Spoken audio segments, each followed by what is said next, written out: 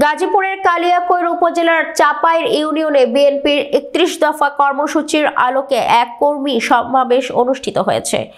শনিবার বিকেলে চাপাইর ইউনিয়ন পরিষদ মাঠে বিএনপির অঙ্গ ও সহযোগী সংগঠনের আয়োজনে এই সমাবেশ অনুষ্ঠিত হয়।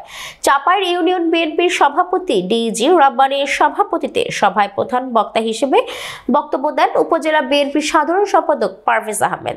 সমাবেশে প্রধান অতিথি ছিলেন কেন্দ্রীয় বিএনপির নির্বাহী কমিটির সদস্য ঢাকা বিভাগীয় বিএনপির সাংগঠনিক সম্পাদক কাজী সাইদুল আলম বাবুল। অতিথি হিসেবে ছিলেন গাজীপুর জেলা যুবদলের সদস্য সচিব অ্যাডভোকেট রফিকুল ইসলাম সহ বিএনপির অঙ্গ সংগঠনের নেতাকর্মীরা। সভায় স্থানীয় নেতৃবৃন্দ এবং বিপুল সংখ্যক নেতাকর্মী উপস্থিত ছিলেন। তারা দলীয় ঐক্য এবং 31 দফার বাস্তবায়ন নিয়ে বিভিন্ন আলোচনা